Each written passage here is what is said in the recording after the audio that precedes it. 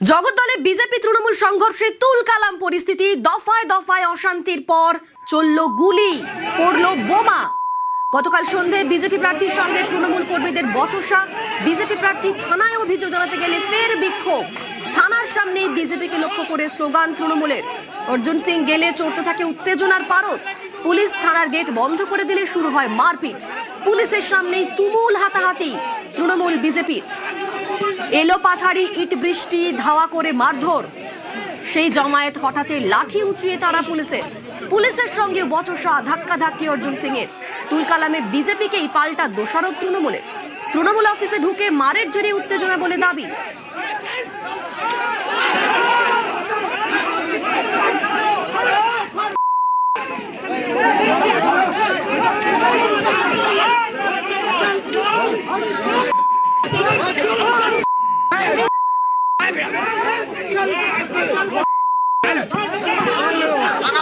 আমাদের উপরে অ্যাটাক হয়েছে, নিজে সব পালিয়ে গিয়েছে। আইসি, ডিসিপি, সিপি সব এখান থেকে পালিয়েছে।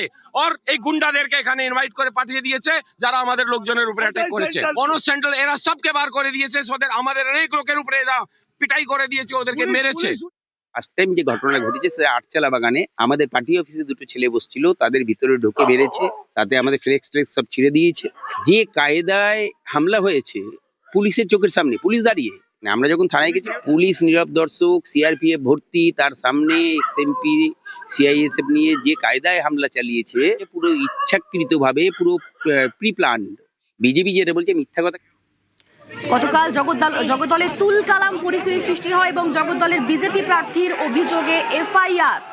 আমাদের সঙ্গে সরাসরি রয়েছেন প্রতিনিধি অরুণ। ভোটের মুখে গতকাল সন্ধ্যে থেকে একটা এত বড় ঘটনা ঘটলো, তুলকালাম পরিস্থিতি হলো, এখনো পর্যন্ত কি পদক্ষেপ করা হয়েছে? দেখো, আজকে এখানে প্রধানমন্ত্রী আসছে এই জগদ্দলের জেলেবির মাঠে। এই ঘটনায় গতকাল রাত্রিবেলায় যখন এখানকার যে বিজেপি প্রার্থী আছে রাকেশ কুমার, তিনি কিন্তু অভিযোগ জমা করতে আসেন এবং তারপর বিজেপি তৃণমূল সংঘর্ষে তিনি জড়িয়ে পড়েন। এরপর তিনি 10 জনের নামে কিন্তু থানায় এফআইআর করেন। এই পরিপ্রেক্ষিতে যে ভাটপাড়া পৌরসভার 2 নম্বর ওয়ার্ডের কাউন্সিলর রয়েছেন গোপাল রাউত, সে সহ আরও 4 জনকে কিন্তু পুলিশ আটক করেছে, তাদের জিজ্ঞাসাবাদ করা হচ্ছে। এরপর আরও বাকিরা কিন্তু পলাতক রয়েছে। এই ঘটনা এলাকায় উত্তেজনা রয়েছে। কাজ কিছুক্ষণের পরেই কিন্তু প্রধানমন্ত্রী এখানে আসবেন। এলাকায় পুরো নিরাপত্তায় মুষ্টিমেয় মুড়ে দেওয়া হয়েছে। এই ঘটনায় কিন্তু যারা তৃণমূল কংগ্রেসের যারা মারপিটের সঙ্গে যুক্ত ছিলেন তারা প্রত্যেকে 4 জন মাত্র গ্রেপ্তার হয়েছে, বাকি আরো 6 জনের নাম রয়েছে। বাকিদের খোঁজেও তল্লাশি চালাচ্ছে পুলিশ। এবং সন্ধ্যের পর তুলকালামের পর রাতে হামলা হয়। ভোটের আগেই জগদ্দলে ফের বোমা চললো, গুলি চললো। পবন সিং এর বাড়ি লক্ষ্য করে বোমাবাজি, গুলিও চলেছে দাবি ভাটপাড়ার বিজেপি প্রার্থীর। হাসপাতালে ভর্তি পবনের দেহরক্ষী। তো আমার বাড়ি নিচুনে করছে, তো চেষ্টাই তো করছে আমাকে মারার জন্য। ঝামেলা হয়েছে টিএমসি লোক সঙ্গে, স্ট্রিট কর্নার মিটিং করছিল, ওখানে টিএমসি লোক এসে ঝামেলা করেছে, থানা ঘেরাও করে কমপ্লেন করেছে। আমার বাড়ি নিচুনে বোম চালিয়েছে। আমার সিকিউরিটি বাইরে গিয়েছে দেখার জন্য কি হয়েছে, ওর উপরে গুলি চলিয়ে গেছে। হ্যাঁ, ওর পায়ে লেগে গেছে। পরে দেখছে আমার বাড়ি নিচুনে বোম চলেছে, গুলি ফায়ারিং হয়েছে। জগদ্দলের ধুন্ধুমারে কড়া কমিশন, ডিজির রিপোর্ট তলব সিইওর। আমাদের সঙ্গে সোমরাজ রয়েছেন, প্রতিনিধি সোমরাজ। দেখো, গতকাল রাতেই জগদ্দলের এই ঘটনার পর রাজ্যের মুখ্য নির্বাচনী আধিকারিক মনোজ কুমার আগরওয়াল রাজ্য পুলিশের ডিজি সিদ্ধিনাথ গুপ্তার সঙ্গে কথা বলেছেন এবং তাকে বিস্তারিত ঘটনার রিপোর্ট দেওয়ার নির্দেশ দেওয়া হয়েছে।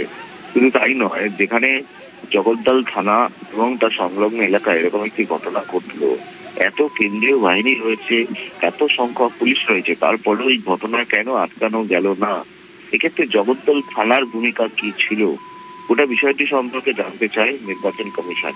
সেই কারণেই রাজ্য পুলিশের ডিজিতে বলা হয়েছে গোটা ঘটনার বিস্তারিত রিপোর্ট দিতে। পাশাপাশি তুমি দেখেছো ইতিমধ্যেই বারবার নির্দেশ দেওয়া হয়েছে। সম্প্রতি ব্যারাকপুরে গিয়ে ও রাজ্যের মুখ্য নির্বাচনী আধিকারিক মনোজ কুমার আগরওয়াল স্পষ্ট জানিয়েছিলেন যে কোনো রকম ভাবে যাতে বোম, গুলি বা বারুদ এই ধরনের ভোটের সময় বা ভোটের আগে না পাওয়া যায়। তারপরেও কেন এই বোম উদ্ধারে পুলিশের তরফে সক্রিয় পদক্ষেপ নেওয়া হচ্ছে? একেবারে তাতেই ক্ষুব্ধ কমিশন, পদক্ষেপ করার নির্দেশ দেওয়া হয়েছে। ধন্যবাদ সোমরাজ। রাতে তুলকালাম, তারপর থমথমে জগদ্দল। আজ সকালেও থমথমে পরিবেশ। এলো পাথারি, ইট বৃষ্টি, পুলিশের লাঠিচার্জের জের। সকালেও ছড়িয়ে ছিটিয়ে ইট, চটি, জুতো। প্রধানমন্ত্রীর সভার আগের রাতেই ধুন্ধুমার। আজ বাড়তি সতর্ক পুলিশ প্রশাসন, মোতায়েন বাড়তি পুলিশ, নাগারে টহল চলছে আধা সেনারও।